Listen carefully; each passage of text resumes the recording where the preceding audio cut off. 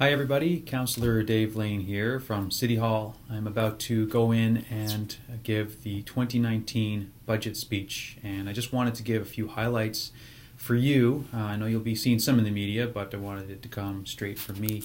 So really the big news is that the mill rate is being increased, and there's two key reasons for that. One is actually that the assessed values of properties has gone down. And a good portion of that mill rate increase is simply to correct for the drop in revenue that a drop in assessed values causes, because assessed values of properties, that's your home or commercial property, is multiplied by the mill rate. And so if the assessed values drop, multiplied by the same mill rate, we'd have less revenue to cover the budget. Now the rest of the increase, because we are overcorrecting, is because there are some expenses that are increasing, and one big one actually has to do with debt servicing. And debt servicing, what that means is that we do have a number of major infrastructure projects. We're doing them all the time, and that's to keep our roads and our pipes and facilities, up to date and functioning properly, so that we can have a functioning city. And most of those projects, the costs are shared amongst 2 or 3 levels of government. But our share, we get a loan for, and we have to pay that off over time. And so anyway, we've had a lot of projects lately as our city's modernized, and the debt servicing costs year to year are going up this year by about $3 million. Now, with that said, nobody likes a tax increase, and of course increasing the mill rate is a challenging one to do in any kind of environment.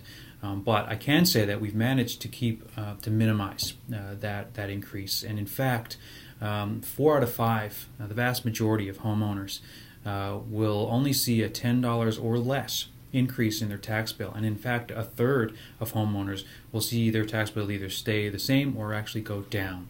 So we've really tried to minimize the impact on folks there. Now, we did do a significant engagement process in the lead up to this budget speech, and one of the key messages we heard there was look internally.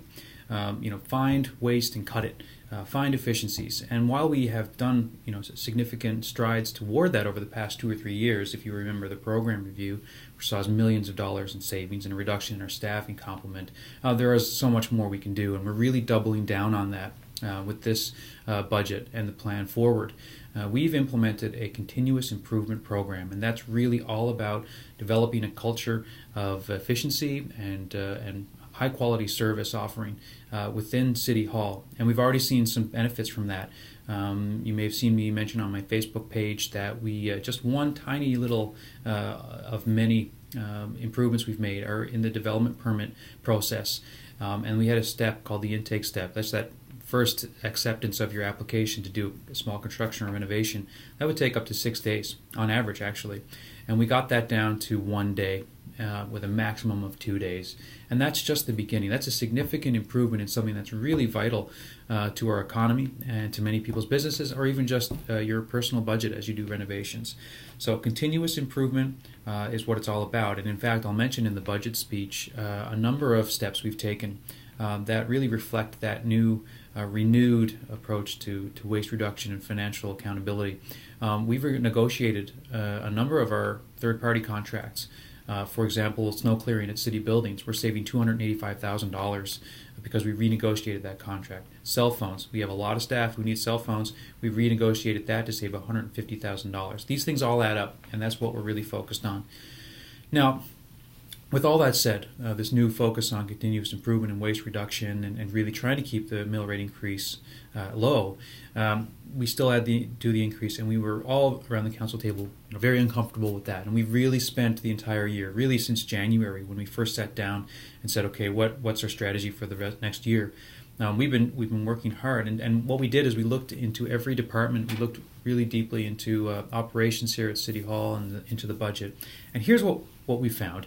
Basically, all the programs and services that we looked at are really well run. After program review, a lot of the waste was eliminated. And so when we looked at them, we said, well, what can we cut to bring that mill rate down? And the thing is that a lot of those services, well, all of them really, are valuable to the users of those services. And, picking and choosing is obviously very difficult. In the 2016 budget, we had picked and chose a few, and all of them were heavily rejected by the public. And we, in fact, we made a commitment that we will keep service levels the same this year. But here, I want to make this point clear, is that we did look very closely at what could be cut. And what we determined is really that, first of all, you have your core services. These are the services that everyone avails of, which is your road maintenance, your winter maintenance, your garbage pickup, these sort of things. Then you have, a chunk of city services and programs that are, not essential. They're essential to some people. But when you go down through them, for the most part, they don't really individually cost a whole lot. And to even get a 0.1 change in the mill rate, you have to find $2 million. That's fairly significant, and that would mean a large number of programs, small programs, would have to be cut. And then if we did that, when you dig a bit deeper, you find out that really those contributions, those programs, those services are actually our contribution to a partnership effort of multiple community partners. You think about community programming, affordable housing, ending homelessness, poverty reduction, our arts grants, our community grants for sports, etc. These are all part of a network where we're contributing just a portion, but it enables, in a lot of cases, those organizations and communities to leverage a lot more funding and get the key supports that they need. So we wouldn't just be cutting a lot of them to get a incremental change in the tax rate. We'd actually be heavily impacting a lot of services that keep our economy humming, that keep our communities strong. And so we just felt like, in terms of a balance, that let's focus on waste reduction and keeping costs down and having a good balance of programs and services. Because really, and this is kind of another key point, is that we all want a city that plans for the future. But we also have to be keeping in mind the people who live and work here right now. And that is really what the balance is. And we heard a lot of that through the engagement process. We're talking about young versus old residents. You're talking about small versus large businesses. They all have different needs. And really, the calls that we heard were, it wasn't uncommon for me to get an email that said, Dave, you have to cut taxes, and by the way, you've got to improve your parks and trails maintenance, and we really need to do something about this other service that needs an investment. It's really all about finding that balance. So at the end of the day, obviously a tough decision to increase mill rates, but it was even tougher than it might seem, because we did a lot of work to find where we could find savings. I am, in a sense, happy to have found that everything is being well run. But I'm not the hack and slash kind of guy. I want to make sound, responsible decisions, and that's what our continuous improvement program is all about. We're launching a sustainability plan, which is going to look at a number of areas where we can ensure that City Hall as an operation is sustainable. We can sustain it into the future, and that means the taxpayers can afford to live here. And also, we are also embarking on a number of initiatives like a Healthy Cities strategy that leverages all of the hardworking and passionate organizations here to make sure that this is a city that has a high quality of life, and that is also going to help us keep costs down over the long run. So, if you have any questions at all, I'm certainly interested in answering them. You can either comment on the video, or you can send me an email, dlane@stjohns.ca, and thanks for listening. So I hope this helps explain things, and talk to you soon.